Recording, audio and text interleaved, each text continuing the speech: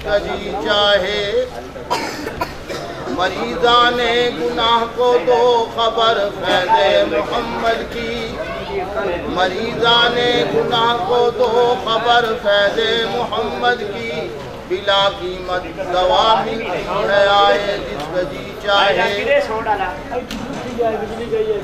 کیونکہ یہ جلسہ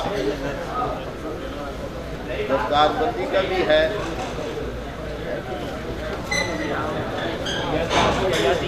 اور دستار بندی جو ہے وہ اس لیے ہوتی ہے کہ انہوں نے قرآن مکمل کیا۔ مجھے تو 5 منٹ دیے گئے ہیں، کچھ اندھیرے کی نظر ہو گئے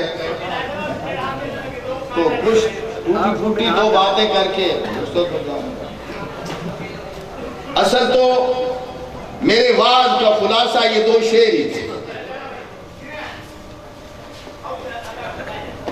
جو میں نے پڑھ دیے کہ در فیض محمد واہ آئے جس کا جی چاہے، در فیض محمد واہ آئے جس کا جی چاہے، جو نہ آئے جائے جہنم میں جس کا جی چاہے۔ مریضان گناہ کو دو خبر فیض محمد کی، مریضان گناہ کو دو خبر فیض محمد کی، بلا قیمت دوا ملتی ہے آئے جس کا جی چاہے۔ بھئی یونیورسٹیوں کے لیے، کالجوں کے لیے بڑے داخلوں کی ضرورت ہوتی ہے، لیکن قرآن پڑھنے والے کے لیے کوئی داخلہ نہیں۔ کیوں؟ جس چیز کی انسان کو زیادہ ضرورت تھی اللہ نے اتنا اس کو سہل بنا دیا، وہ عام کر دی ہے۔ جیسے انسان کو ہوا کی ضرورت تھی اللہ نے ہوا عام کر دی، مفت رکھ دی۔ بھئی چند لمحوں کے لیے اگر ہوا بند ہو جائے تو انسانیت بلکہ کیا ہر چیز ویران ہو جائے۔ اس کے بعد پانی کی ضرورت تھی، پانی کو بھی اللہ کریم نے عام کر دیا، اور یہ دین اور یہ قرآن ان ساری چیزوں سے ضرورت مند ہے، اس کی زیادہ ضرورت ہے۔ بھئی یہ قرآن پر اللہ نے دنیا کی کامیابی کا بھی مدار رکھا ہے، برزخ کی کامیابی کا بھی مدار رکھا ہے، اور آخرت کی کامیابی کا مدار رکھا ہے۔ مولانا عبدالقادر صاحب رائے پوری رحمت اللہ علیہ فرمایا کرتے تھے، بیٹا قرآن کی خدمت کرنا، اگر جمع نہیں کر سکو گے بھوکے نہیں مرو گے۔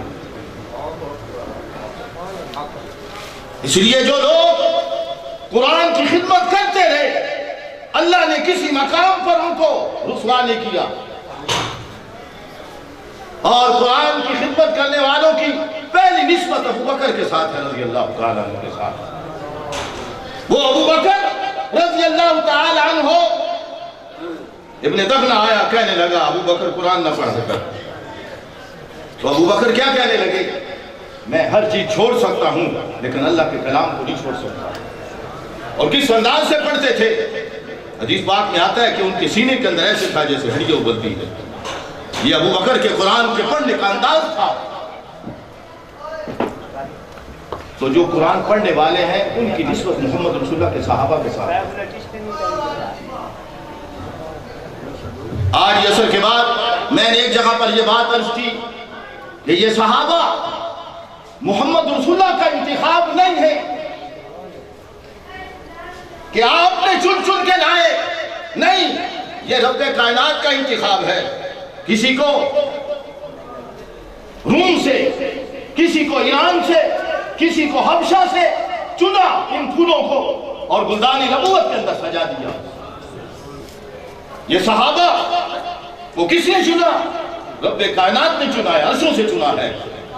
اور یاد رکھو جس کے دل کے اندر میرے پیغمبر کے کسی صحابی کے بارے میں بغض ہے، نہ اس کو رب کائنات کی رحمت شامل حال وہ ہوگی، نہ اس کو نبی کی شفاعت ملے گی، اور نہ اس کو صحابہ کی شفاعت ملے گی۔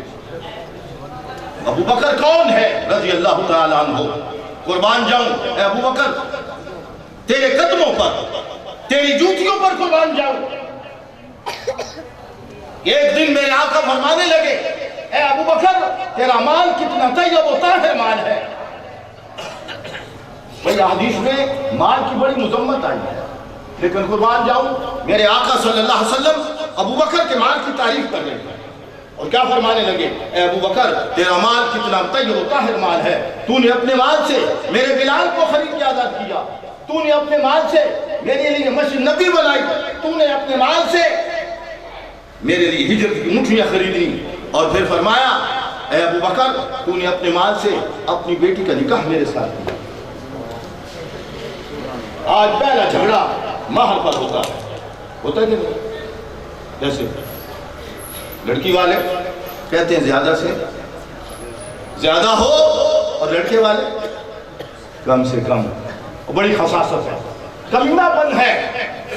پہلا جھگڑا اور کیا ہے؟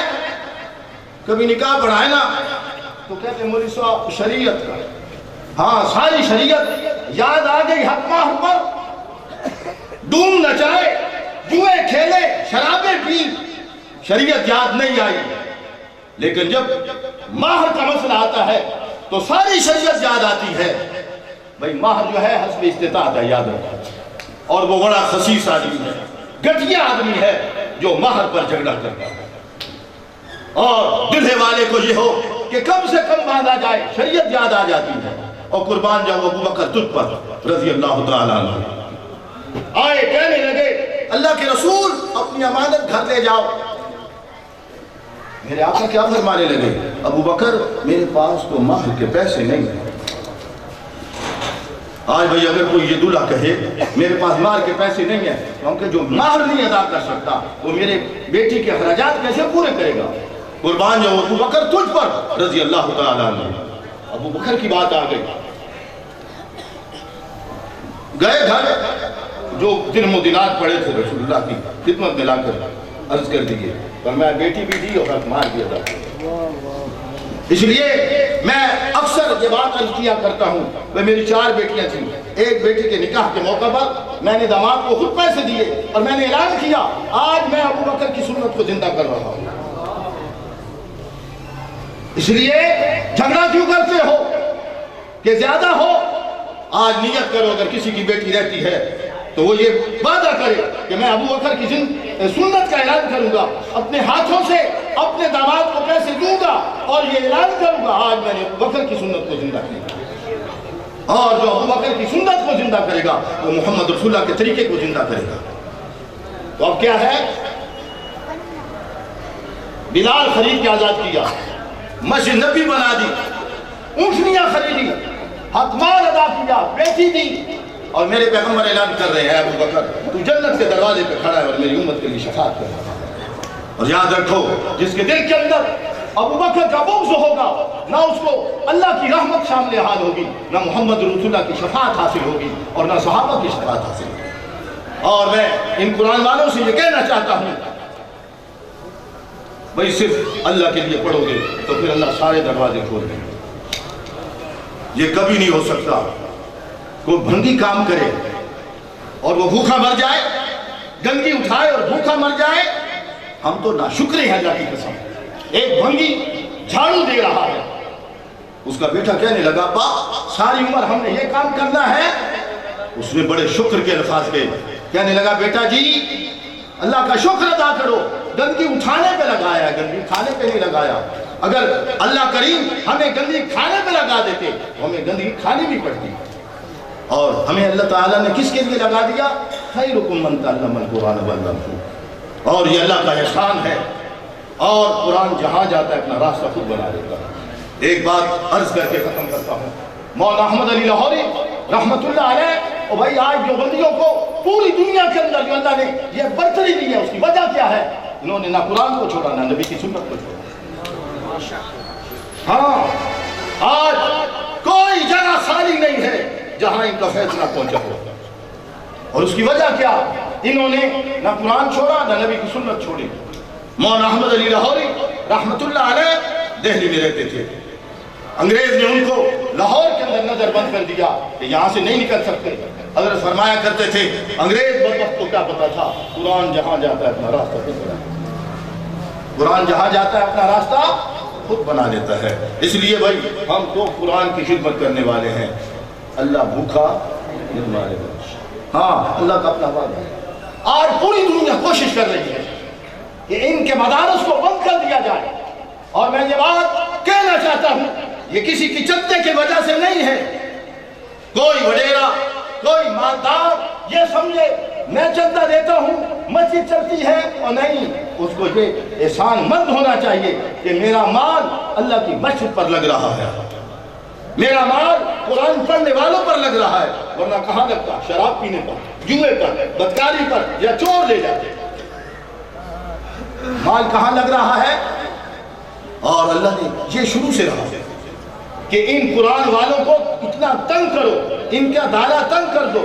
کہا کہ نہیں، کیا قرآن کہہ رہے ہم الذین یقولون لا تنفقوا علی من عند رسول اللہ۔